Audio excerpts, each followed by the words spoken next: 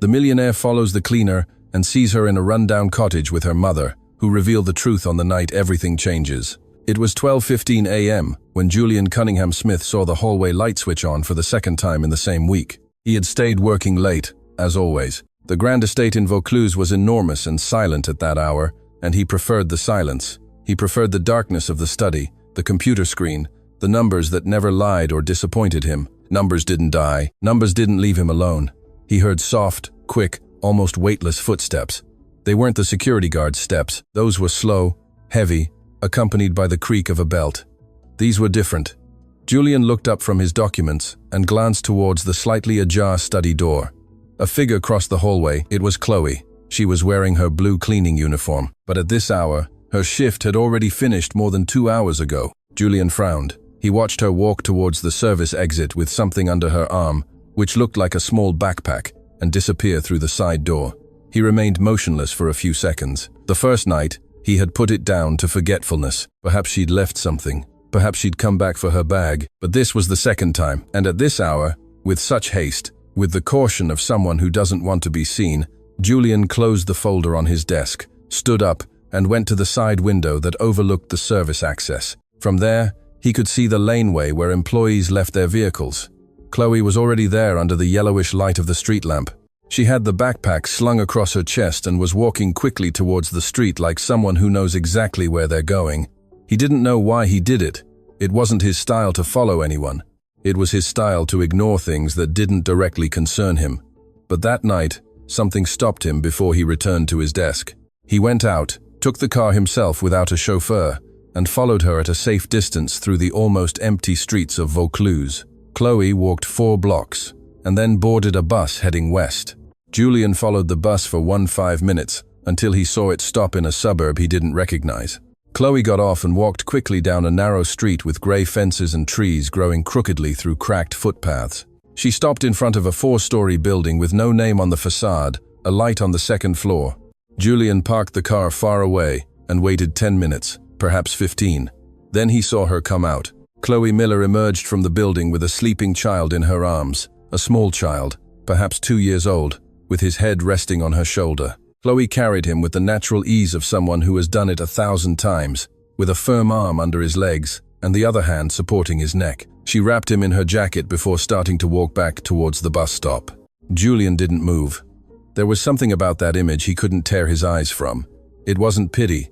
It wasn't surprise that an employee had a child. That wasn't his concern. It was something else, something he couldn't name yet. A vague and uncomfortable feeling, like when in business one senses there's information they don't yet have, but that changes everything. He returned to the estate before her. He sat back down at his desk, opened the folder, and looked at the numbers, but he no longer saw them. 3 days later, Julian arrived early at the boardroom, where the monthly staff review was held. It wasn't a procedure he normally participated in. That was handled by Eleanor, who had been coordinating the residence's human resources for 8 months, with an efficiency he appreciated without questioning. But that day, he sat at the head of the table. Eleanor Vance entered with her folder, her expensive perfume, and her usual smile. 32 years old, dark hair, precisely tied back, clothes without a wrinkle. Julian had met her 2 years ago at a business event, 6 months after Natalie's death. She had approached with the right discretion, the right timing, the kind of presence that demands nothing but is always available. He didn't love her. He no longer knew if he was capable of love, but he respected her, and that had seemed enough for him to get engaged. "Let's start with the night shift," Eleanor said, opening her folder. "There are 2 people who have been irregular in their exit times for months.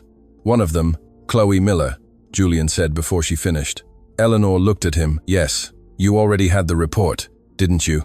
What do you propose? Let her go. There are 3 candidates who can cover her shift without problems." Julian twirled the pen between his fingers. It was a gesture he made when processing something he didn't want to show. "What justification do we have? Violation of schedule. She leaves before her shift ends, systematically. It has affected the quality of her work." Eleanor hesitated for a moment. Only a moment. Not documented, but the irregularity itself is, then there's not enough justification. Julian closed the folder. "Let's move on to the next point." Eleanor said nothing for 3 seconds. It was the kind of silence that, from her, carried weight. "Julian," her voice lowered, as if the conversation had stopped being professional. Is there something I should know about this girl? He looked at her. No, because you've been asking things about her for a week that usually don't interest you. I've been more careful with the staff in this house for a week. It's not the same. Eleanor nodded with a slowness that wasn't acceptance, but registration. Of course, Julian knew her well. He knew the way she pressed her lips when something didn't go as planned, and he also knew the way she held on to things she couldn't control yet, like water held back behind a dam waiting for the right moment to yield. That afternoon, Julian called his assistant. I need the complete file for Chloe Miller. Night shift, cleaning. When do you need it? Tonight. The file arrived at 7 p.m. Julian read it in the study, alone. 26 years old. Originally from Bathurst, regional New South Wales. No university studies. High school completed. 3 years working at the Cunningham estate. Impeccable record until the previous year. No incidents recorded. No warnings. A passport photo at the beginning of the file. A serious-faced young woman, dark hair, eyes looking at the camera with a kind of calm exhaustion. At the end of the file, in the family dependents field, there was a line someone had filled in by hand in small print. One minor child, Thomas R. Miller, 2 years old.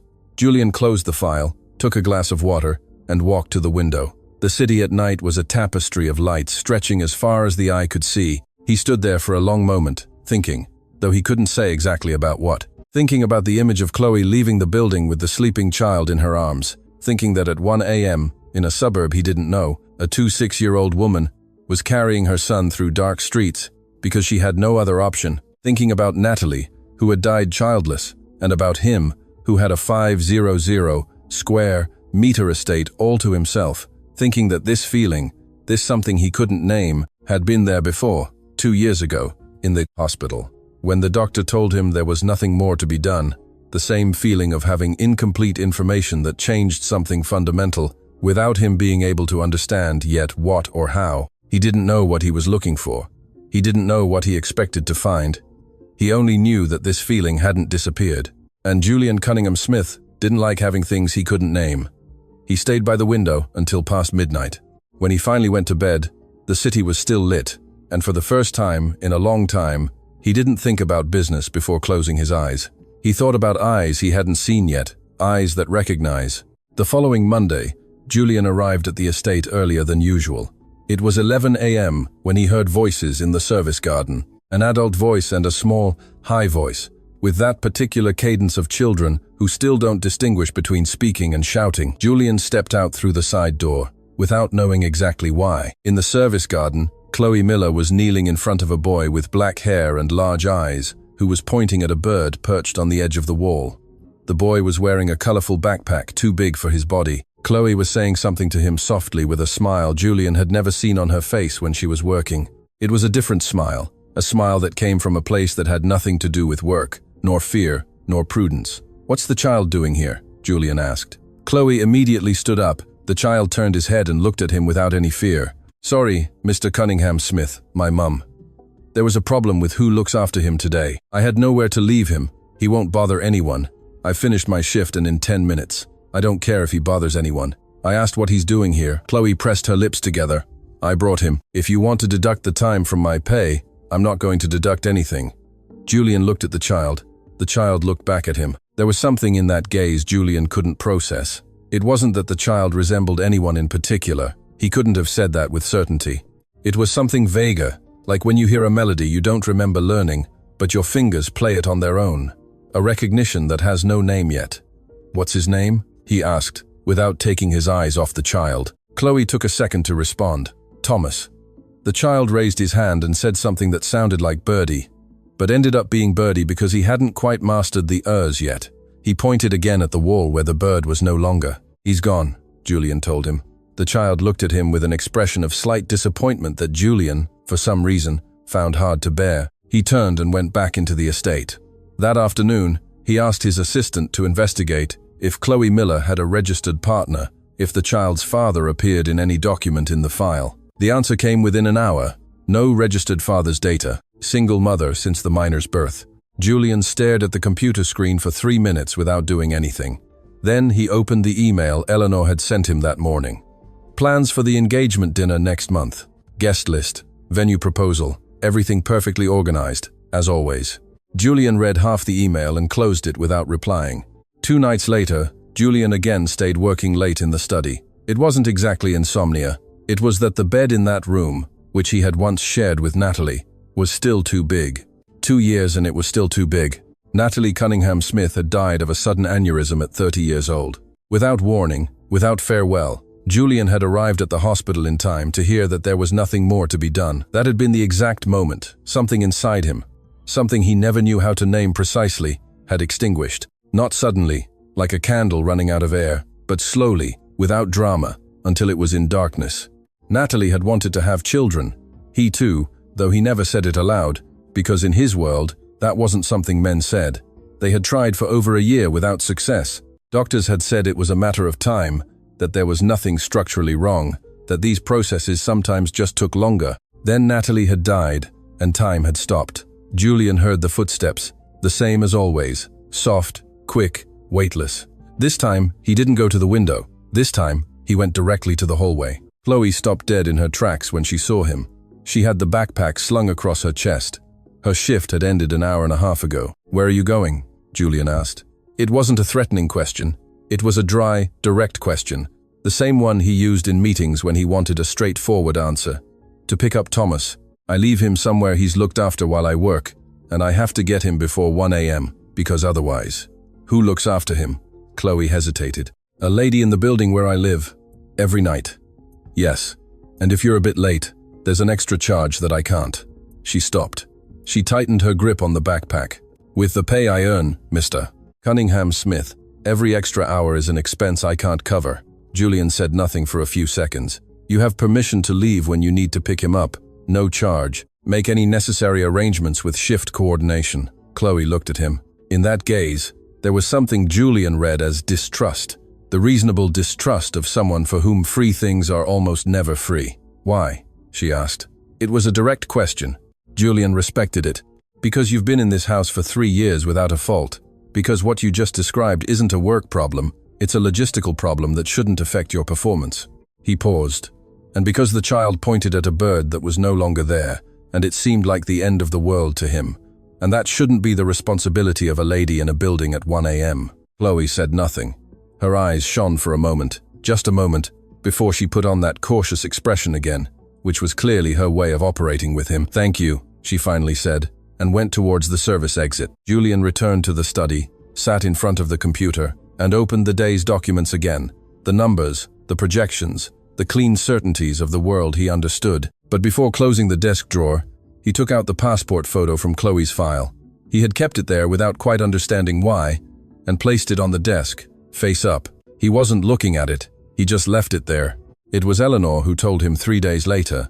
She arrived at the study in the mid-afternoon, with that expression of someone bringing important information, wrapped in genuine concern. She sat in front of him, crossed her hands on her knee, and said, "I heard you gave special permission to the night shift cleaner." To Chloe Miller. "Yes, Julian, that sets a precedent with the rest of the staff. Then the rest of the staff can also request it, if the situation justifies it. But the point is, you're directly involving yourself in human resources, decisions that I..." Eleanor looked at her without aggression, but with the clarity with which she closed discussions. "I made an operational decision. I don't need additional explanation." She smiled. It was a controlled smile that didn't reach her eyes. "Of course." She stood up, took her folder. "It just seems to me there are better ways to manage these things without getting personally involved. I'll keep that in mind." Eleanor left. Julian twirled the pen between his fingers.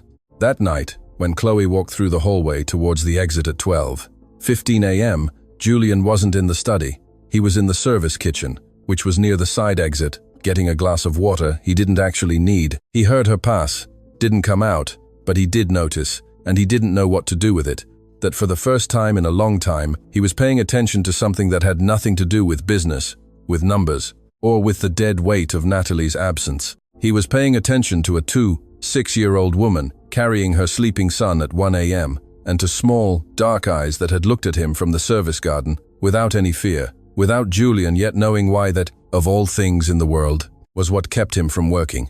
Eleanor intervenes. On Wednesday morning, when Julian arrived at the meeting room to review the contracts for the new project in Barangaroo, he found Eleanor already seated with 2 folders on the table and an expression he immediately recognized.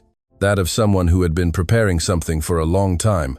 "I need to speak to you before we start," she said. "Speak." Eleanor opened the top folder, took out 3 printed sheets, and placed them in front of him. They were shift reports. Julian read them without haste. "Early exit records," she said. 12 inches the last 2 months, the same employee. "I already know." I gave her permission. "The permission you gave has no backing in the internal regulations. When other employees find out, and they will, we're going to have similar requests from 8 other people who also have children or family responsibilities, and we can't approve them all without modifying the collective agreement, which is a process of at least 3 months. Julian looked at the reports. "Has any of those 8 people been here for 3 years with an impeccable record?" "That's not the point. For me, it is." Eleanor leaned back slightly in her chair, changed her tone, lowered it a bit, made it more personal. Julian waited for him to look up. "I haven't known you since yesterday. I know when something is distracting you, and for 2 weeks, something has been distracting you." He looked at her without saying anything. "I'm not telling you this as the human resources coordinator," she continued. "I'm telling you as the woman who is going to marry you in 4 months. If there's something I should know, I prefer you tell me." It was a clever move. Julian recognized the intelligence of the move even as he rejected it. "There's nothing you should know," he said. "There's an efficient employee who has a child and a complicated logistical situation, and I made an operational decision not to lose qualified staff." He closed the reports and pushed them back towards her. "If the regulations need updating to formalize it, update them. That's what you have the legal team for." Eleanor took the sheets, nodded, smiled. "Fine, I'll manage it." But as she gathered the folder, she said one last thing in a very low voice, almost as if it were a thought aloud. "I hope it's not a mistake we can't come back from later." Julian didn't reply. What Julian didn't see was what happened that same afternoon. Eleanor called Brenda Jackson, the night shift coordinator, to her office. Brenda was a 40-year-old woman who had been at the estate for 6 years and understood perfectly how the real hierarchy of that place worked, which didn't always match the organizational chart. "I need you to document every irregularity of Chloe Miller from now on," Eleanor told her. "Everything. If she's 2 minutes late, if a surface is left uncleaned, if she uses her phone during her shift, everything." Brenda looked at her. "She has instructions from Mr. Cunningham Smith too. She has instructions from me, and I coordinate this department." Brenda nodded without further questions. What Eleanor didn't tell her was the real reason. The real reason. Something Eleanor had been carrying for over a year. Something she had paid to bury and which, since Julian had started asking questions about Chloe Miller, threatened to unearth itself. She had known about the child's existence before Julian. She had known 8 months ago when she reviewed all staff files as part of her incorporation into the estate's coordination. She had read the name Thomas Miller, 2 years old, and then she had done what she did with any data that could represent a risk. She had evaluated it, weighed it, and decided that as long as Chloe Miller remained discreet and in her place, there was nothing to fear. But Julian was ceasing to be indifferent, and that changed everything. Chloe didn't find out about Eleanor's instructions until 4 days later, when Brenda called her aside at the start of her shift and told her with visible discomfort that she had received instructions to document her performance in more detail than usual. "Why?" Chloe asked. "They didn't give me a reason." Chloe remained silent. It wasn't hard to understand where that came from. In 8 months, Eleanor Vance had never spoken to her directly, but Chloe had observed her enough to know that the woman left nothing to chance. That night, she worked more carefully than ever. Surfaces she normally checked once, she checked twice. Areas that weren't her responsibility, she cleaned anyway. She arrived 10 minutes before the end of her shift at the clock-in point. Although Thomas had already been waiting for her for 40 minutes at the caregiver's building, and the lady had sent her 2 messages on her phone. She left at 12:15 a.m., walking fast. The night chill in Vaucluse was dry and biting. What she didn't know was that Julian was again in the study that night, and that he heard her leave, and that this time he did go to the window. He watched her walk away down the service laneway. He saw her clutch her backpack to her chest and quicken her pace towards the bus stop. He watched the night absorb her at the end of the street and stood there by the window, longer than he could have justified. On Friday, Julian called Eleanor to a brief meeting, not in the boardroom, but in his study, which was his territory, where conversations had different rules. "I want you to cancel the instructions you gave, Brenda Jackson." Eleanor didn't blink. "How did you find out?" "That doesn't matter. I want you to cancel them today, Eleanor." "Julian, I'm doing my job. If there's a performance issue, there isn't a performance issue. What there is a judgment issue." He stood up, went to the window, and then turned back to her. This employee has my explicit backing. If there is a legitimate reason to evaluate her in an extraordinary way, that reason you present to me first. You don't act on your own. Eleanor looked at him for a long moment. Fine, you'll cancel the instructions this afternoon. Thank you. Eleanor stood up, took her folder, and stopped at the door. May I ask you something personal? You may ask. Do you know Chloe Miller from before? The question was direct, calculated to provoke a reaction. Julian recognized it for what it was. No, he said. Eleanor nodded. All right. She left. Julian was left alone in the study. He twirled the pen between his fingers for a long minute. He hadn't known her from before, that was true. But there was something he did know and couldn't explain. That look, the child's in the garden, those dark, calm eyes that had looked at him without fear, as if they recognized him from a place neither of them could yet remember. Julian Cunningham Smith wasn't a man given to intuitions. He was a man of data, of evidence, of verifiable causal chains.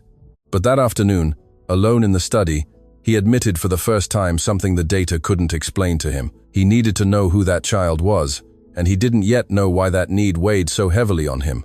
He stood up and went to the bookshelf that occupied the entire back wall. In the second section, behind some architecture books he never opened, was a small photo frame that had been there for 2 years because he hadn't been able to put it in a visible place, nor had he been able to put it in a box. It was a photo of Natalie from when they were both 27, on a trip to a regional town they'd taken before getting married. She was laughing into the camera with that laugh of hers, which was anything but elegant and which he had always thought was the most beautiful thing in the world. He looked at it for a moment, thought about something Natalie had once told him at the end. When the doctors were already talking about probabilities and estimated times and preparing, she had told him with a calm he had found impossible. Don't stay alone, Julian. Not because I don't want you alone, but because you don't know how to be. He hadn't replied. He had squeezed her hand and looked out the hospital window so she wouldn't see. His eyes were moist. He put the photo frame back behind the architecture books, returned to the desk, opened Chloe Miller's file, once more to the last page, where the child's name was written by hand. Thomas R. Miller, 2 years. He closed the file. He didn't know what he was looking for, but for the first time since Natalie's death, he had the strange and uncomfortable feeling that something was about to happen. Something he hadn't planned, hadn't calculated, and couldn't control. And that feeling, which in any other context he would have immediately rejected, didn't bother him as much as it should have that night. The trip to Bathurst was on a Thursday afternoon when Chloe's phone rang inside the estate. Julian wasn't nearby. He was upstairs reviewing plans with the architect for the Barangaroo project, but Brenda Jackson was nearby and later told the wrong person, and that person told Eleanor. And that's how information traveled by word of mouth through the corridors, where the real power of a large house always circulates. What Chloe received was a 3-minute call that left her face white. It was her younger brother, Liam, who lived near Bathurst. He told her their mum had had a fall that morning, that the neighbor had found her on the kitchen floor almost an hour after it happened, that she was already at the local community health center, that nothing was broken, but she was very weak, and asking for Chloe. How weak? Chloe asked. She hasn't been eating well for weeks, and she's confused sometimes. Yesterday, she didn't recognize me for a moment. Chloe closed her eyes. I'll be there as soon as I finish. The doctor says, if you can come today, it would be better. She looked at the clock. There were 4 hours left until her shift ended. 4 hours she didn't have. She spoke to Brenda, who told her she needed coordination authorization to leave early. Brenda called Eleanor's office. The answer took 20 minutes to arrive, which for Chloe were 20 minutes standing by her locker, coat on and backpack in hand, staring at her phone. The answer was no. Eleanor had said there was no staff available to cover the shift with such short notice. Chloe sat on the bench in the service room. She breathed slowly. She told herself that her mum was stable, that it wasn't an emergency, that she could wait 4 hours. She told herself 3 times. It didn't work. She went to the study, knocked on the door. Julian looked up from the plans. Sorry to interrupt. Her voice was firm, but he noticed the color missing from her face. I have a family emergency. My mum had a fall and is at the community health center in Bathurst. I asked for permission to leave from coordination, and they said there was no coverage. I'm coming to ask you directly because I have no other way. Julian looked at the architect. We'll continue tomorrow. The architect gathered the plans without a word and left.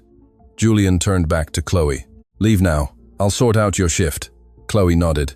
She turned to leave. Chloe. She stopped. Do you have a way to get there? Bus to Bathurst from Central Station, Julian calculated. Central Station to Bathurst by bus at that hour with Thursday afternoon traffic. At least an hour and a half, maybe 2.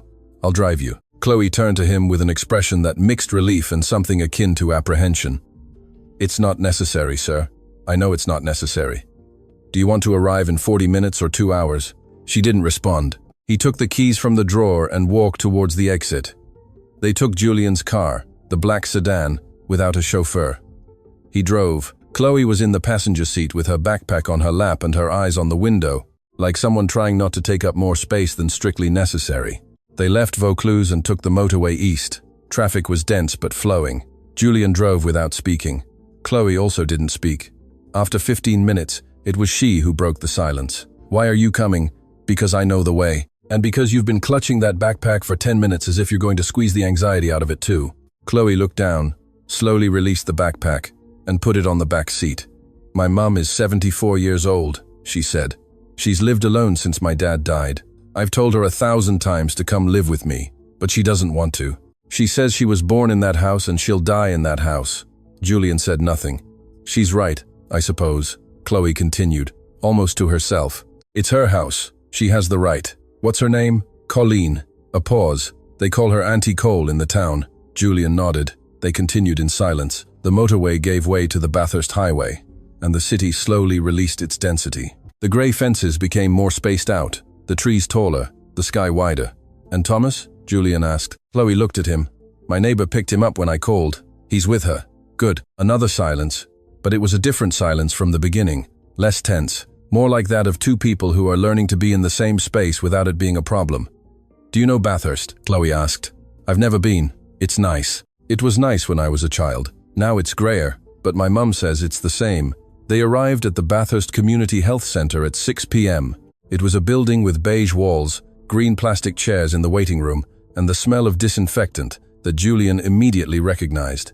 It was the same smell as all hospitals in the world, which doesn't change with socioeconomic status or country. Chloe ran inside. Julian stayed in the waiting room. He was there for 40 minutes. He read the same sign about dengue prevention stuck to the wall twice. He drank water from a plastic cup, an understanding nurse gave him, who smiled with the automatic pity reserved for patients' relatives. He didn't correct her. When Chloe came out, her eyes were moist, but she was serene. She's fine. It was her blood pressure. The doctor says she needs rest and to adjust her medication. She exhaled. Thank you for bringing me. Can she go home or does she have to stay admitted? She's going home. My brother is taking her now. Julian nodded. Do you want to see her? The question caught her by surprise. It's not necessary. Do you want to? He repeated with the same calm directness as always. Chloe hesitated. It was a hesitation with many layers, and Julian noticed it, though he couldn't know what they were. I don't think it's a good idea, she finally said. All right, when you're ready, we'll leave. Chloe went to say goodbye to her mum. Julian waited by the car. It was 6:40 p.m. The afternoon light in Bathurst was orange and horizontal, the kind of light that makes everything seem stiller than it is. Above the low roofs of the town, Julian could see the hills, and, beyond the hills, the grey smudge of the city he had left behind. He thought of Natalie. He thought of her in those moments of stillness he didn't seek, but which occasionally found him.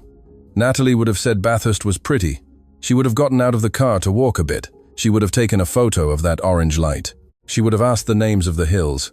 Julian didn't take out his phone. When Chloe returned, her eyes were dry, but she had that expression he was beginning to recognize, that of someone who has pushed something deep inside to keep functioning. Ready, she said. They got into the car. Julian started the engine. Halfway back, Chloe fell asleep, not suddenly, but slowly, her head gradually resting against the window. Julian noticed it by the change in her breathing. He drove in silence the rest of the way, more carefully than before over the speed bumps, as if the noise could break something. He dropped her off at the bus stop closest to her building, which was where she indicated. When she got out of the car, Chloe looked at him through the partially open window. Thank you, she said. It wasn't the polite thank you of an employee. It was something else. Take care, he said, and drove off before the conversation turned into something neither of them knew how to handle yet. What Julian didn't know at that moment was that Eleanor had had him followed, not directly herself. She had called Gary, the evening shift security guard, and asked him as a favor to confirm what time Julian had left and with whom. Gary told her, He left at 4:40 p.m. with a night shift cleaner, heading east. Eleanor listened in silence. She said, "Thank you." She hung up. She stood in her office with the phone in her hand for a moment she couldn't measure. Then she dialed a number she had saved under a name that wasn't the real name. When they answered, she said 3 words, "I need a favor," and the first piece of a game Julian didn't yet know was being played began to move. The weatherboard cottage. Julian didn't plan to go back to Bathurst. It was a Tuesday afternoon, 5 days after the trip with Chloe to the community health center. He had finished a meeting with the banks about the financing of the Barangaroo project earlier than expected and, instead of returning to the estate, took the highway east without having made a conscious decision, as if the car knew the way and he was just inside, observing. He told himself he was going to verify that the area was what Chloe had described. He told himself it was professional curiosity, that a businessman always evaluates contexts he doesn't know. He told himself several things that weren't entirely false, but weren't the truth either. The truth was simpler and more uncomfortable. He couldn't stop thinking about that place. He had looked up the address in the estate's records, where it was listed as Chloe's family reference address, 14 Emiliano Zapata Street, El Progreso, Bathurst. A simple address in a town he didn't know in regional New South Wales. He had driven through hundreds of times on the highway, without ever stopping. He arrived past 5 p.m. The GPS led him through progressively narrowing streets, as if the town resisted the intrusion of large cars and expensive suits by shrinking. The fences were low, made of unfinished grey blocks, with potted plants on top. Power lines crisscrossed from pole to pole overhead. Dogs sleeping in the sun lifted their heads when the car passed and lay back down without urgency. He parked on the dirt road, in front of a number that matched the records. The house was exactly as Chloe had described it, without describing it. Small, a weatherboard cottage, with a corrugated iron roof that time had rusted at the corners. A low stone wall delimited the front with a metal gate someone had painted green at some distant point. In the small garden, more dirt than garden, there was a bougainvillea growing untrimmed, purple and exuberant, completely oblivious to the modesty of everything around it. Julian stayed in the car. He didn't know what he had expected. Perhaps to confirm that the place was what he imagined. Perhaps that reality would be enough to close something that wasn't quite closing in his head. But then he saw the door open. Chloe came out into the small garden with Thomas by the hand. The child was carrying a red rubber ball and walked with that characteristic instability of 2-year-olds who are still negotiating with gravity. Chloe let go of him, and he went straight to the bougainvillea. He stopped in front of it and touched the flowers with a seriousness that made one think he was making a very important decision. Julian didn't move. He watched them from the car for a minute that felt much longer. Chloe hadn't seen him yet. She was with her back to the street, crouched next to Thomas, telling him something about the flowers. The child pointed at something on the plant. She nodded. He pointed again. She nodded again with the infinite patience of someone who can repeat the same thing 100 times without changing her tone. It was such an ordinary image and so complete in itself that Julian felt something he hadn't felt in a long time. The acute awareness of looking at something that didn't belong to him and yet pulled at him from within with a force he couldn't name. Then Thomas turned his head, saw him. The child looked at him from the garden with those dark, quiet eyes of always, without surprise, without fear, as if he was waiting for someone who had finally arrived. He slowly raised his hand and waved, a small, clumsy, completely serious greeting. Julian didn't respond immediately, then raised his hand too. Chloe followed her son's gaze and saw him. She stood up abruptly. Several things passed across her face in 2 seconds. Surprise, alarm, something akin to fear. And then, that mask of composure she always put on when she didn't know what to expect. Julian got out of the car. "Good afternoon," he said from the street. "Good afternoon." Chloe's voice was cautious. "I didn't know you were coming." "Neither did I," he said. And it was true. There was a brief silence. Thomas continued to look at him from the garden, with the red ball clutched to his chest. "My mum is resting," Chloe said. "She's better than last week, but the doctor told her to rest in the afternoons. I didn't come to disturb her." Julian looked at the house, the weatherboard walls, the corrugated iron roof with rusted corners. He looked at the purple bougainvillea that was too vibrant for that small yard. "I came to see how you were." Chloe studied him. It was the kind of look one gives when one doesn't know whether to believe something, but also has no reason not to believe it. "We're fine," she said. "I'm glad." Another silence. Thomas got tired of waiting for someone to do something interesting and rolled the ball against the stone wall, which returned it crookedly, which seemed to satisfy him greatly. Julian looked at the child. There was something in the shape of his eyes, something in the way his forehead furrowed when he focused his attention on something. He couldn't have described it precisely, but he felt it with the same clarity one feels when a number doesn't add up in a column. Something doesn't fit, something is missing, something that should be in its place. It hasn't arrived yet. "When are you returning to the city?" Chloe asked, interrupting his silence. "Tonight." Julian looked at her. "You." "Early tomorrow morning. My shift starts at 10. "Good." He stood there a moment longer with his feet on the dirt road, looking at that small house, and that young woman and that child rolling his red ball against a stone wall in Bathurst, regional New South Wales, and felt something he recognized with difficulty because he hadn't felt it in a long time. Envy.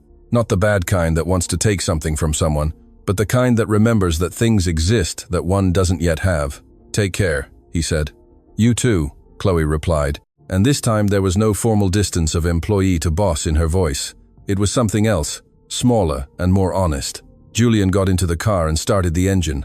He didn't look in the rearview mirror, not because he didn't want to, but because he knew that if he did, he wouldn't be able to pretend that trip had been for any other reason than what it really was. That night, in the study of the empty estate, Julian did something he hadn't done since before Natalie died. He took out the box of personal documents he kept in the dresser wardrobe, not the business one, not the property one, the other one, the one with things that belonged to no professional category. He found what he was looking for at the bottom, a thin folder with the logo of the private hospital, where Natalie had been admitted for the last month. Inside were test results, medical instructions, and 2 letters signed by Dr. Marcus Green, the family's general practitioner for 15 years. Julian read the letters. He had read them before, at another time, when the pain was so fresh that the words hadn't fully penetrated. This time, he read them slowly, line by line. The second letter contained a phrase he hadn't noticed carefully before, a technical phrase, buried among medical terminology, that said, "The corresponding procedures were performed according to the patient's express instructions in the presence of Dr. Green and Mrs. S. Witness designated by the patient." Mrs. S.A. Julian read the phrase 3 times. S.A. Colleen Stewart, the full name of Chloe's mother. He stood motionless with the letter in his hand. Outside, the city shone as always. Inside, in the study, something that had been suspended for 2 years began to move very slowly, but it was already in motion. The confrontation at the threshold. Julian didn't sleep that night. He stayed in the study until 3 a.m., with Dr. Green's letter on his desk and the box of documents open beside him. He read everything inside, twice. He searched for Colleen Stewart's name on every page, in every note, in every witness signature.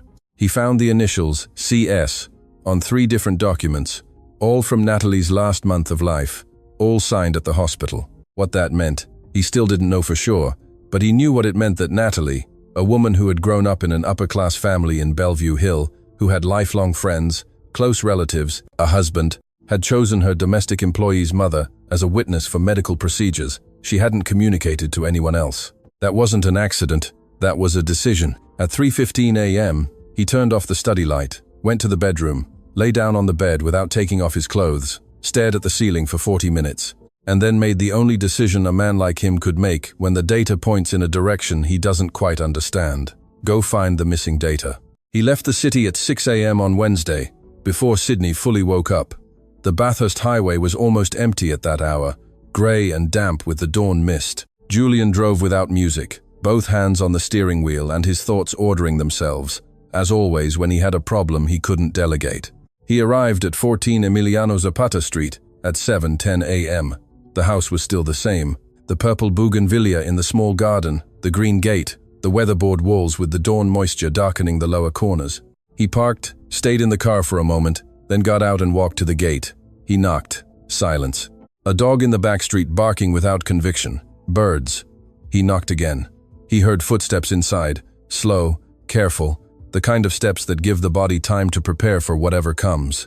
The timber door opened before she reached the gate. In the doorway appeared a woman in her early 70s, thin, with completely white hair tied back. She wore a simple beige dress and a cardigan draped over her shoulders. Her face was full of wrinkles that weren't from sadness, but the kind given by a life lived front on, hiding from nothing. She looked at him, and in that gaze, Julian found something he didn't expect. Not surprise, Not the reasonable alarm of an elderly lady opening the door at 7 a.m. to find a stranger, but something more like recognition, as if she was seeing him for the first time in person, but had been waiting for exactly this moment for a long time. "Mrs. Stewart," Julian said. "Yes." Her voice was quiet. Quiet in a way that wasn't calm, but something deeper. The serenity of someone who is no longer afraid of what might happen. "You're Julian?" It wasn't a question. Julian stood still for a second. "Yes." Colleen looked at him for a long moment. Then she opened the gate with a hand that didn't tremble. "You finally arrived," she said, and turned back into the house, leaving the door open. The house was small and clean, and smelled of freshly brewed coffee and something Julian couldn't identify, but which was ancient and familiar, like the scent of grandmother's homes worldwide, which doesn't change with time or money. Colleen went to the kitchen without asking if he wanted coffee. She poured 2 cups, put the sugar on the table, and sat in front of him. Julian sat down. They looked at each other. "Where's your daughter?" he asked. "Chloe left early. She takes Thomas to the lady who looks after him in the city. They'll be back in 2 hours. I didn't come to talk to her. I came to talk to you." "I know." Colleen took her cup with both hands. "Why did you take so long?" The question stopped him. "I don't understand." "Of course not. You don't know what I've come to tell you yet." A pause. "But you've been circling this story for weeks without anyone having told you anything yet. Something brought you here, and that something is not a coincidence." Julian put the cup on the table. "I found your name in the hospital documents. In my wife's documents. Natalie." Colleen nodded slowly. "When she met Natalie, your wife sought me out." Colleen's voice was careful, the kind of care one has with something fragile. "She went to the hospital where I cleaned 3.5 years ago. She asked for me by name." Julian frowned. "You worked at the hospital where Natalie was admitted?" "No, at that hospital. She sought me out because someone told her who I was." She paused. "Someone from the hospital where I used to work, North Shore Private Hospital." Julian became very still. North Shore Private Hospital was where Natalie and he had received their fertility test results almost 4 years ago. "What did Natalie tell you when she sought you out?" Colleen looked down at the cup. She held it with both hands for a moment, as if she was looking for the right way to start something that has no wrong way to start, only more or less painful ways. "She told me she was ill," she finally said. "She said the doctors had given her little time, that she was afraid of dying, without leaving her husband what he had most wanted to give her in life." Julian felt something cold moving through his chest. "That she was afraid," Colleen continued in her still calm voice, "that if she told you the truth, you wouldn't accept it, that she knew you well, and knew you would say you didn't need anything, that you could manage alone, that it was fine, and she didn't want you to say that." "What truth?" Julian asked. Although he already knew, he was already knowing it since that morning in front of the documents, since the garden with the bougainvillea, since the first time he had seen the child's eyes in the service garden. Colleen looked at him. "Thomas is your son, Julian." The silence that followed was not an empty silence. It was the kind of silence that takes up space, that weighs, that changes the temperature of a room. Julian didn't speak for a time he couldn't measure. "That's not possible," he said. His voice sounded strange, as if from very far away. "The test said there were no impediments, but it was a matter of time." "Never. Natalie's tests came out different from yours." Colleen's voice became softer, not to protect him, but because what was coming was delicate. "She didn't tell you. She told you the same thing as herself, that it was a matter of time. But the doctors told her privately that the probabilities were very low that she could get pregnant. But given her general health, carrying a pregnancy to term would be very difficult and very risky for her." "Why didn't she tell me?" "Because she knew you. Because she knew that if she told you, you would tell her it didn't matter, that you didn't need children, that she was enough, and she didn't want to take that possibility from you." Colleen put the cup on the table, so she waited, and when she knew she was truly ill and time was running out, she made a decision without asking anyone's permission. "How?" Julian asked. "A single word. There are medical procedures they do in private clinics. Dr. Green helped her. I was a witness because she asked me to." Colleen looked him straight in the eye. "Natalie left preserved genetic material before her condition worsened too much. She found a young, healthy woman who needed money and was a good person, someone who wouldn't disappear, someone I could be close to know the child would be all right." Julian listened to the next part without moving. "My daughter didn't know who the father was. They didn't tell her. They told her it was an anonymous donor. They paid her what they agreed. And when Thomas was born, Chloe already loved him as if he were her own. Because he was. He is. And you did know. I knew everything from the beginning. Natalie told me everything. A long pause. She asked me to look after the child from afar, to make sure Chloe found work in a safe place, that when the right time came, I would tell you the truth. And Chloe knows anything? No, Chloe knows nothing about you or Natalie. For her, Thomas is her son, and the father was an anonymous donor. That's all she knows. Julian stood up from the chair, went to the small window that overlooked the garden. The purple bougainvillea was there, exuberant and indifferent. The same garden where Thomas had rolled his red ball the day before. His son, 2 years old, black hair, dark eyes that looked without fear.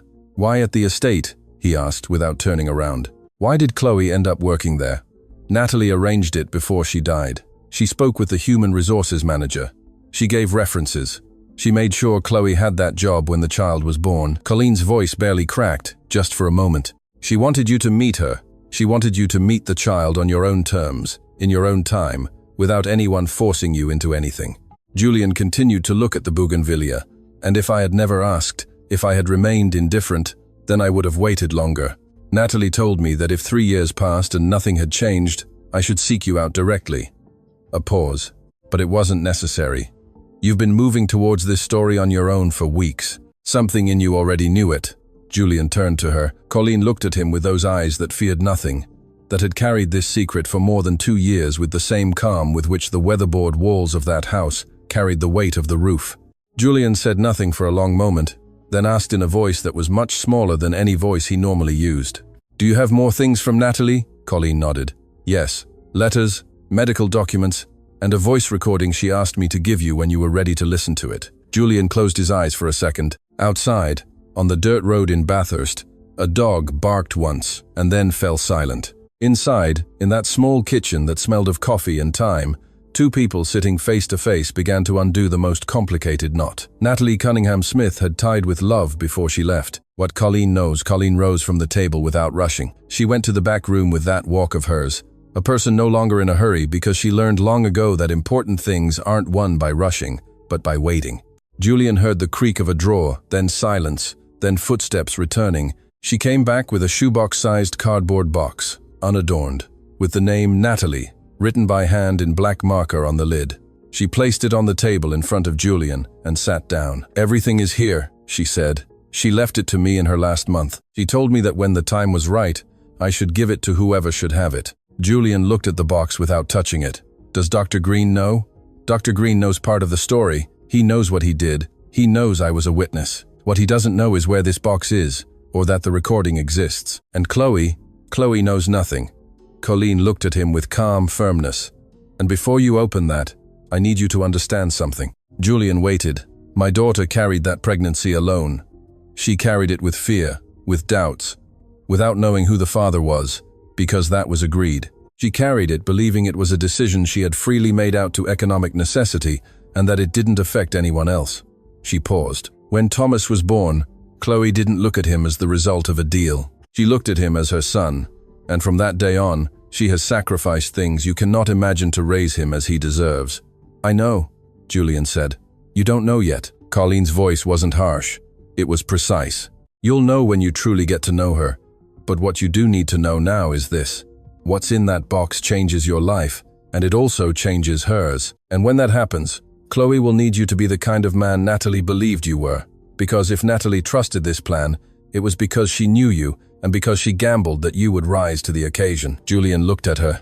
Do you think I am? Colleen studied him for a moment with that gaze of old people who have seen enough to read what lies beneath what is shown. I think you've been looking for something for weeks that you didn't know was yours, and when you found it, you didn't leave. That says something. Julian looked down at the box, opened it.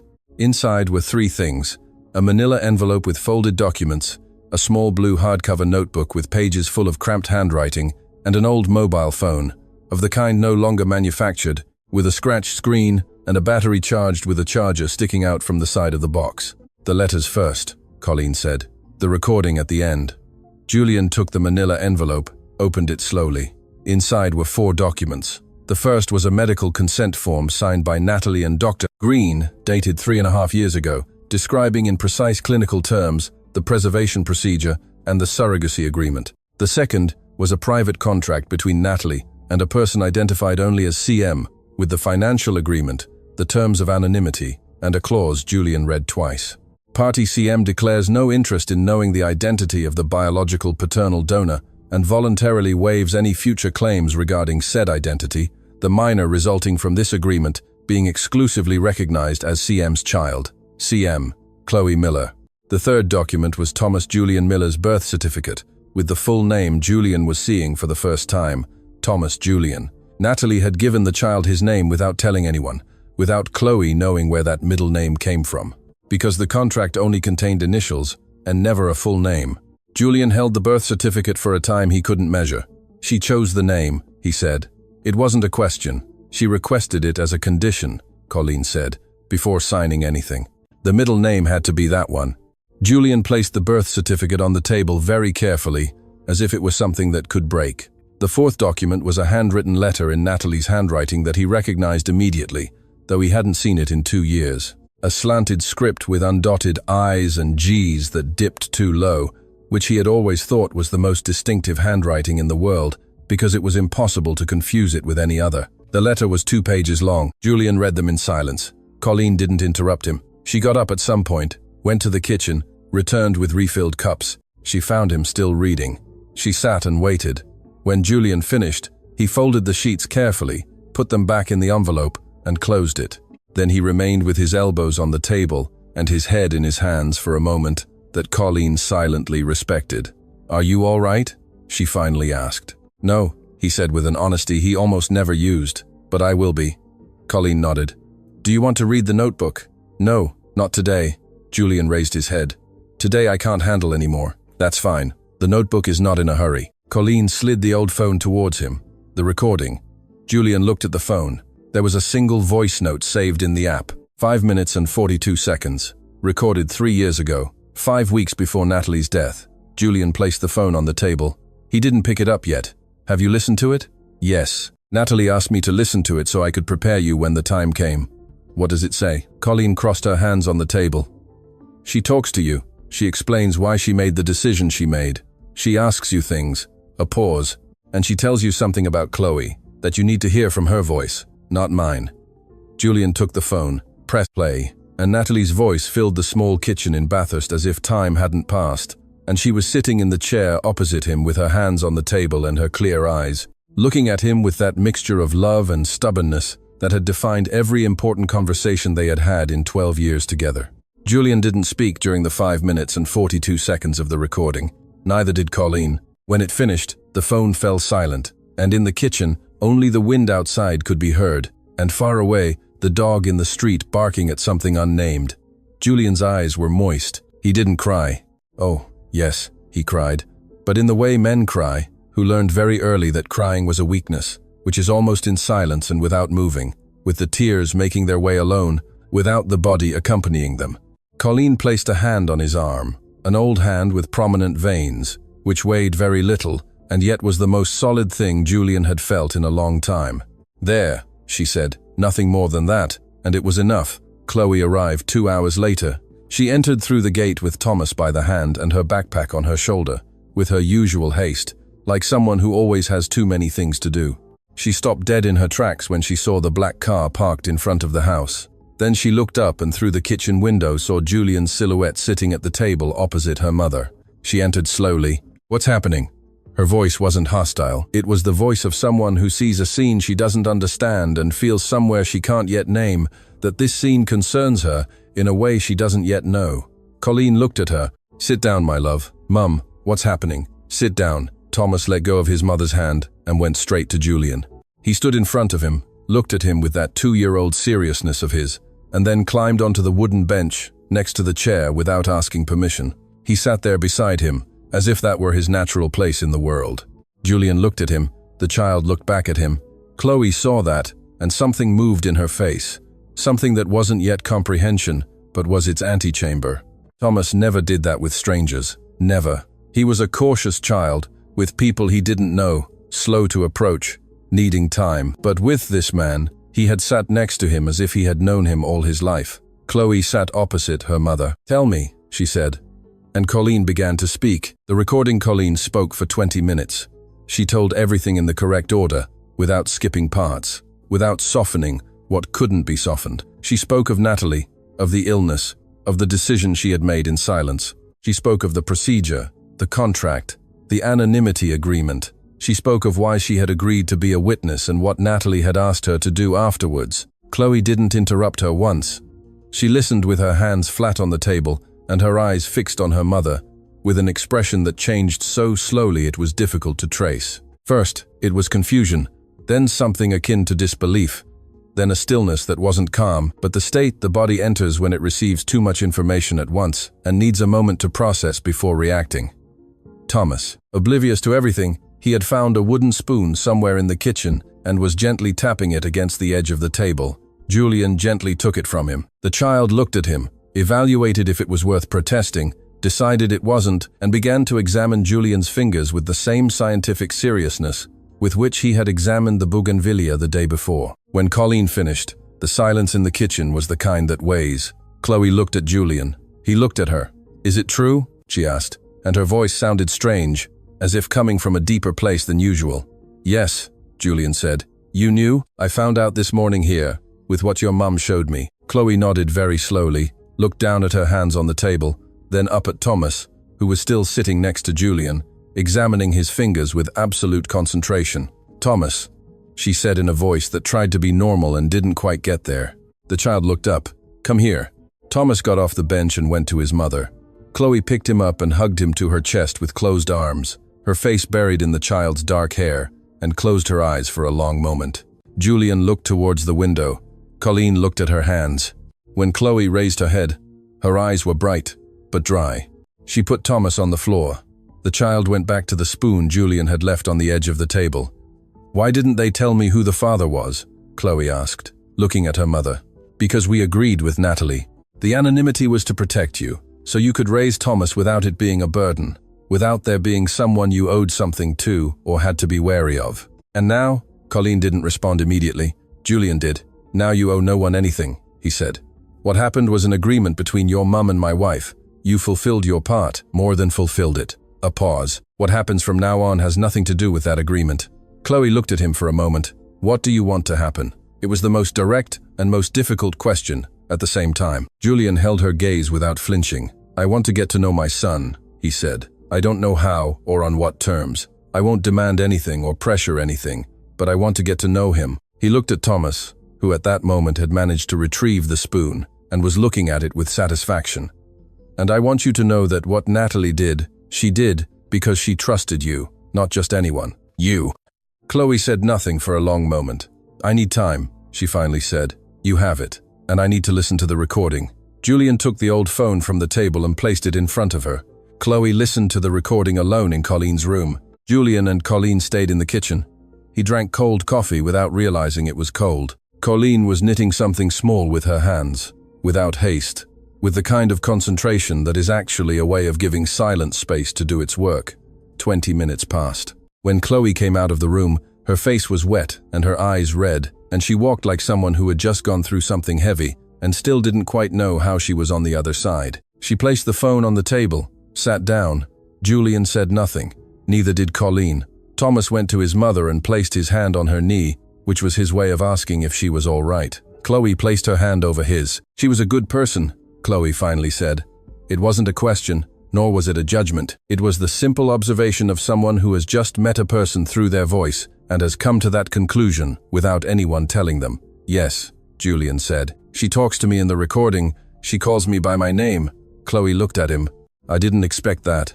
I didn't expect many things this morning either." Chloe exhaled, looked at her mother. "Why did you wait so long?" "Because she asked me to," Colleen said. "She said we had to wait until the time was right, that if it was forced too soon, it could go wrong for everyone. And now is the right time." "I think the time came together on its own," Colleen said, with that wisdom of a person who has learned that not everything can be planned. He started asking questions. "You started to trust a little more. And I'm getting old, Chloe. I didn't want to leave without having done what I was asked to do." Chloe looked at her. "You're not going anywhere. We all go somewhere. The difference is whether we leave things in order."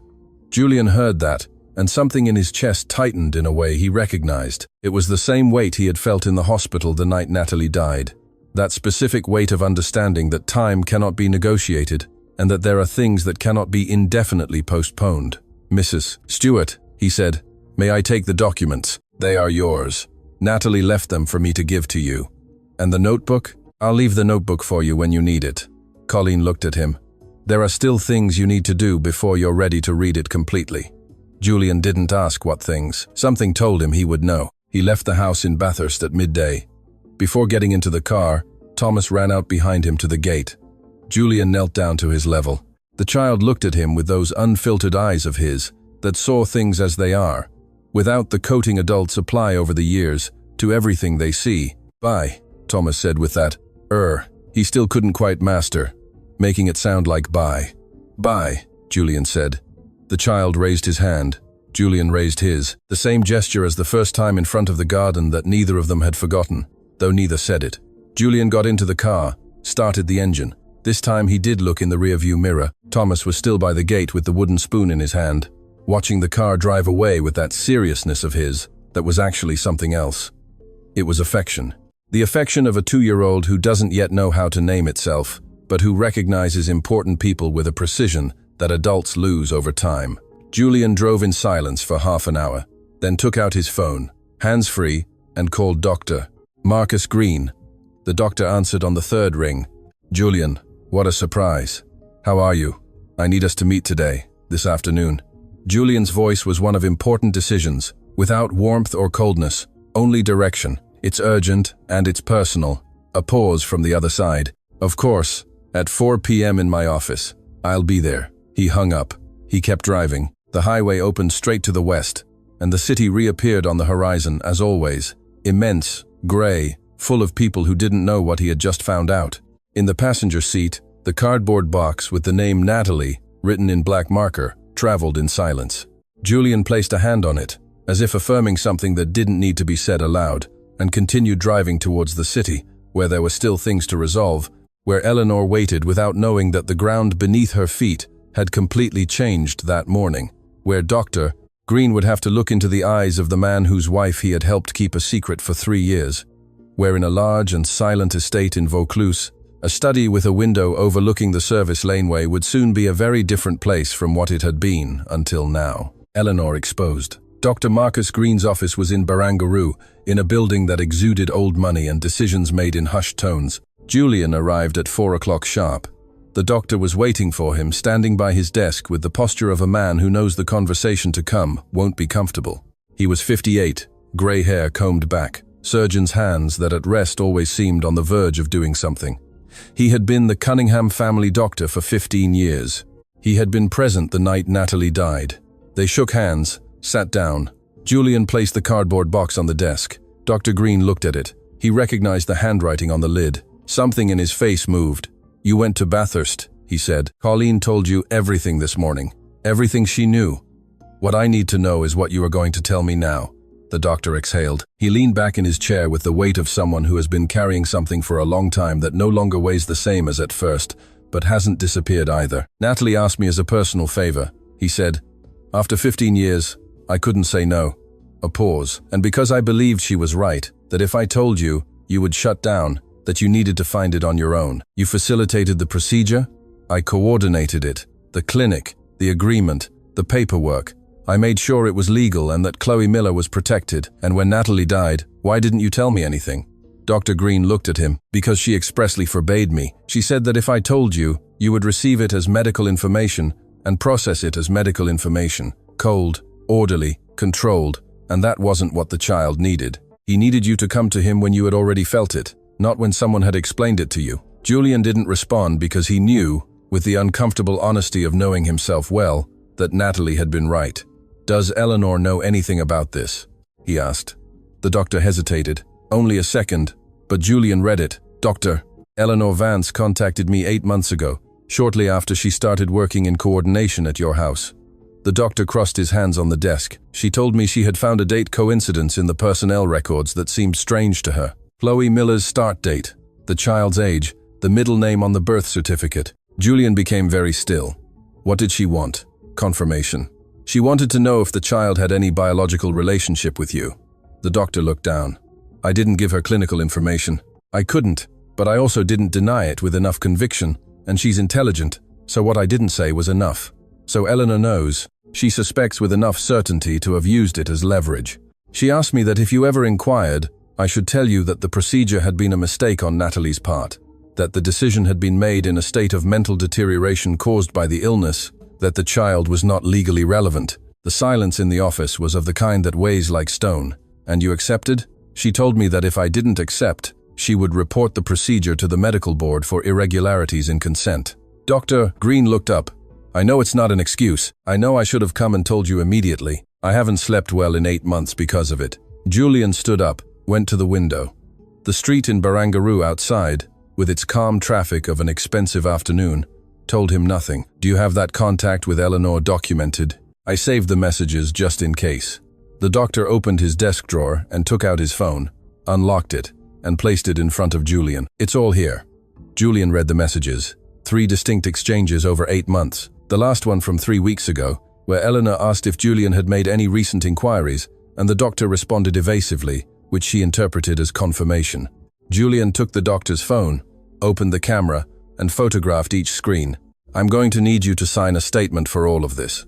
Whatever you need, and I'm going to need the procedure records. Complete.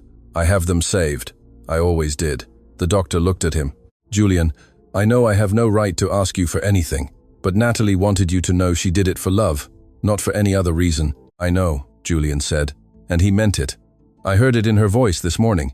He left the office with the box under his arm and the phone with the photographs of the evidence. Outside, in the car, he dialed his lawyer's number. The next conversation with Eleanor was not going to be in private. That night, Eleanor arrived at the estate past 9 p.m. She found Julian in the main living room. Standing, with his hands in his pockets, there was no music, none of the indirect lights she usually turned on when she arrived. Only the central light, and Julian standing in the center of it. What happened? Eleanor asked. Her instinct was good. She knew immediately that something had changed. I was in Bathurst this morning, Julian said.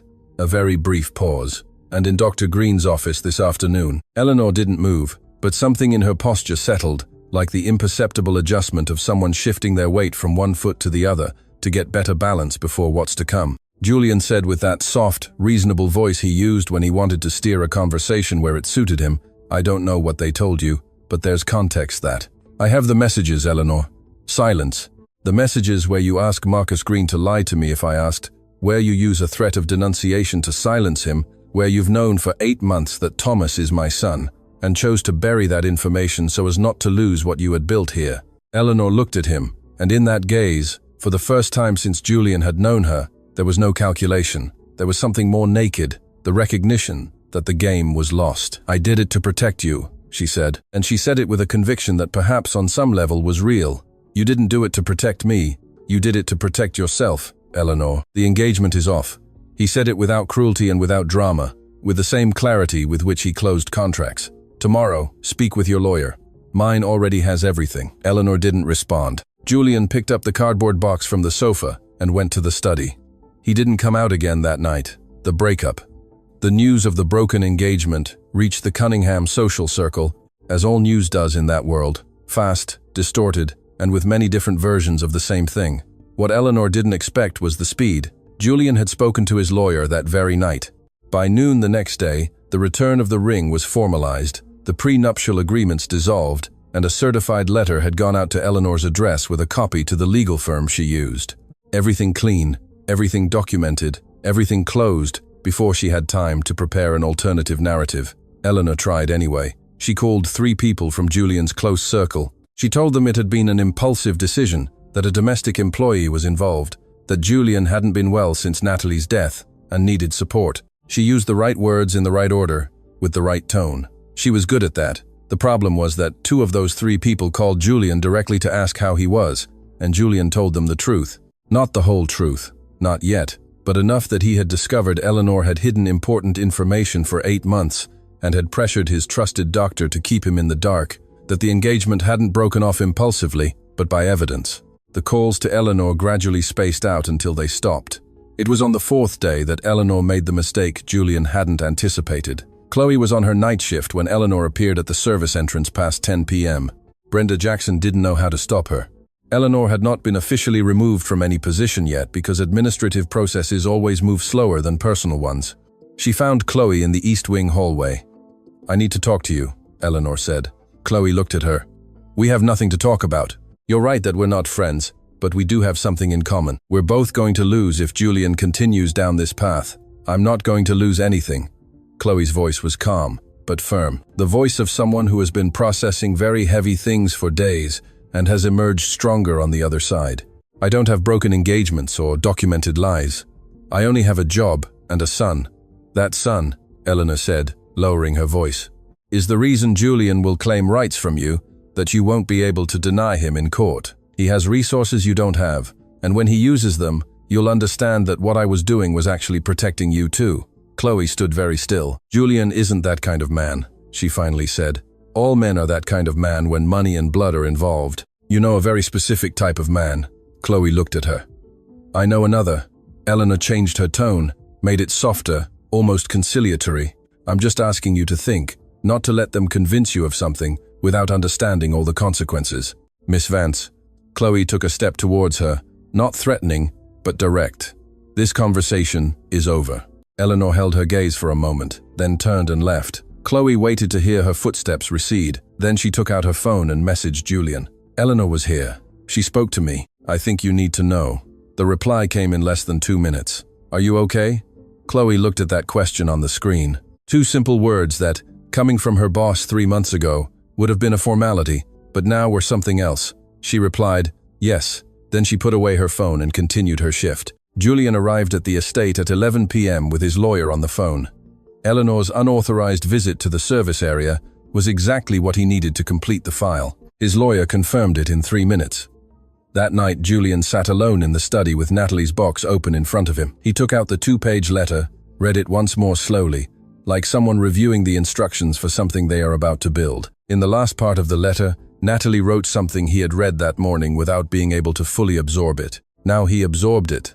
I don't ask you to love her, I ask you to see her, to see the person who chose to carry what I couldn't carry, who raised him without knowing who you were, who loved him without anyone explaining why she should love him. That kind of person isn't found twice, Julian. I know it because I found her when I needed her most. Julian folded the letter, looked out the study window that overlooked the service laneway, the same window from which he had watched Chloe walk away dozens of times at midnight, with her backpack clutched to her chest. He stood there for a long moment, then closed the box, turned off the study light, and went to the kitchen to heat coffee. It was almost midnight. Sometime between now and 12:15 a.m., Chloe was going to pass through the hallway towards the exit. And this time, for the first time since everything had started, Julian wasn't going to pretend he wasn't listening. Father and son. Chloe passed through the kitchen at 12:10 a.m. She stopped in the doorway when she saw Julian standing by the stove with 2 coffee cups on the counter. She said nothing. Neither did he. He just pointed to one of the cups with a small gesture. Chloe put her backpack on the floor and approached. They both stood by the counter with hot coffee in their hands, and the midnight silence of the estate around them. It was a different silence from all previous nights. Before, it was the silence between a boss and an employee. Now it was another kind of silence, that of 2 people who know too much about each other to keep pretending they don't. Thank you for letting me know about Eleanor, Julian said. It was the right thing to do. Did she say anything that worried you? Chloe thought for a moment. She told me you were going to claim Thomas, that you had resources I don't have, and that in a court, that matters. Julian looked at her. I'm not going to do that. I know. You know, or you expect. Chloe considered it honestly. Both, I think. Julian nodded, took a sip of coffee. What I want, he said, choosing his words with the same care he used in important negotiations, is to get to know him, to be present without taking anything from you or asking you to change anything you've already built with him. He paused. You are his mother. No one disputes that, nor does anyone want to dispute it. Chloe listened in silence. And what would you be to him? She asked. I don't know yet. We would have to discover that slowly, the 3 of us. He looked at her unhurriedly. Chloe looked down at her cup. She thought of Colleen, of the weatherboard cottage, of the recording of a woman she never met, but whose voice had etched itself somewhere, not exactly memory, but closer to her chest. Natalie. She said something in the recording. Chloe said without looking up. She told me that Thomas would have his father's eyes and his mother's stubbornness, that with just that, he would be able to handle anything. Julian didn't respond immediately. She was right, he finally said, and in his voice there was something that wasn't his usual voice. It was smaller, more real.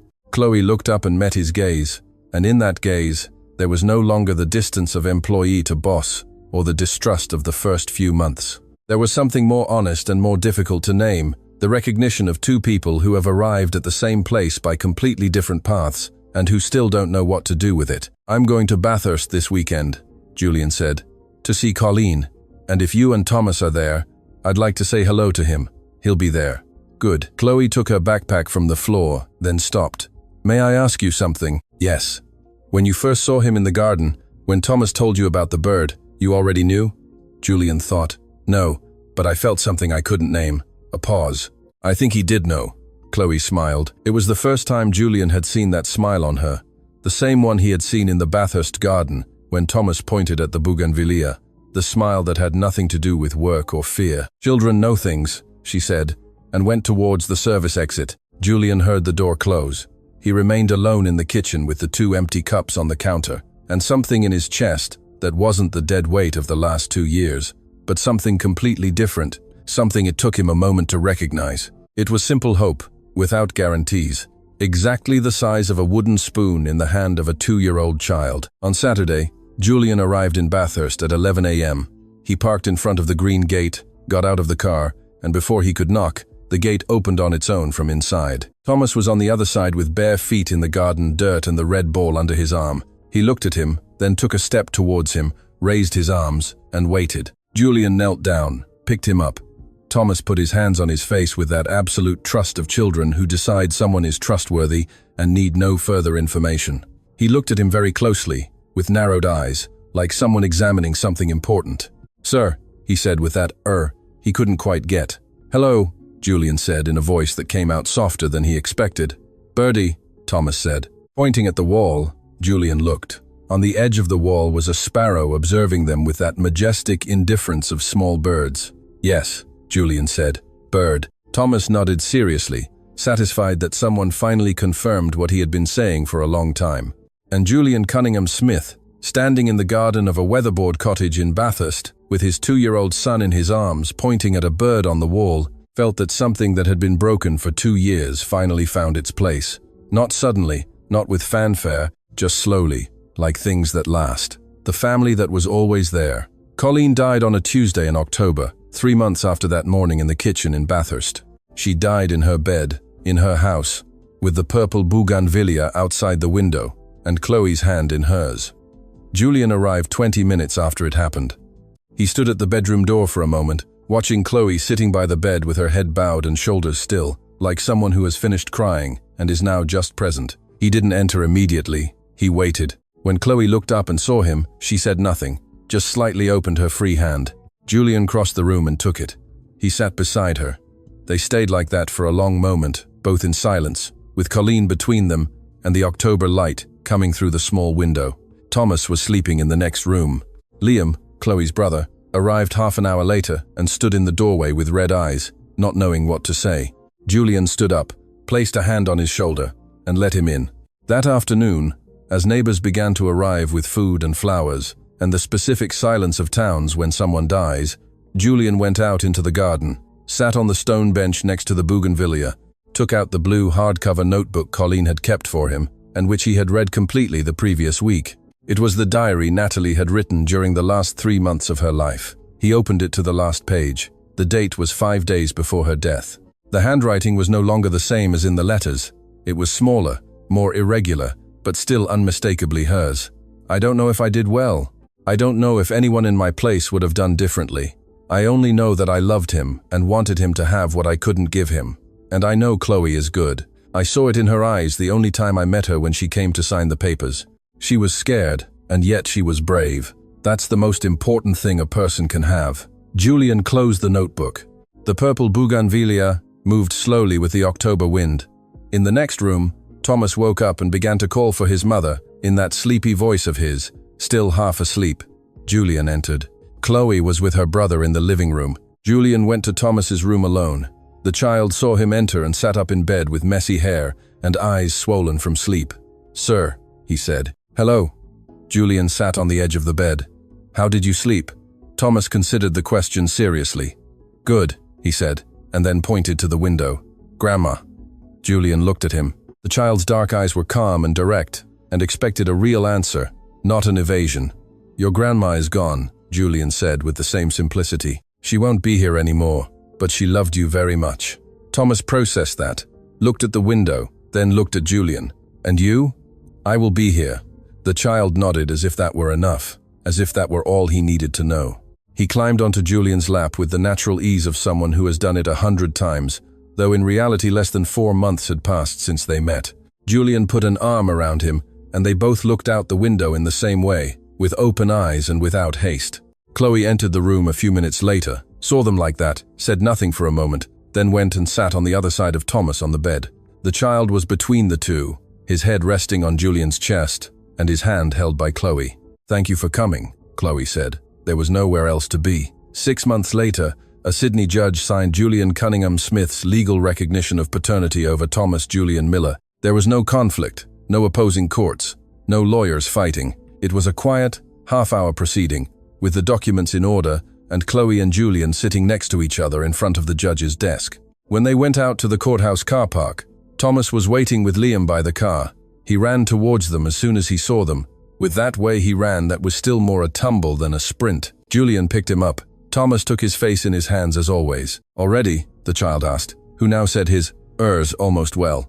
"Already," Julian said. "You're my dad now." Julian looked at him, those dark, direct, and calm eyes that 3 years ago Natalie had imagined without yet being able to see them. "I'm your dad now." Thomas considered it for a moment. Then he nodded with the seriousness of someone who concludes an important matter. "Good," he said, and rested his head on Julian's shoulder with the same natural ease with which he had done it since the first day. Chloe, standing by the car, watched them. On her face there was no sadness or relief, nor any of the big emotions one would expect. There was something simpler and more difficult to name. The expression of someone who has arrived at a place she didn't know she was looking for and recognizes upon arrival that she had always belonged there. Julian looked at her over Thomas's head. She looked at him. No more was needed than that. Outside the courthouse, on an April morning with the sun entering horizontally between the buildings of Sydney, a family that Natalie Cunningham Smith had built with love and stubbornness, and the certainty that good people find each other, even if the world puts every possible obstacle, finally recognized each other, without noise, without discourse, with a 2.5-year-old child who now said his "ers" almost well and who had his father's eyes and his mother's stubbornness, exactly as she had said.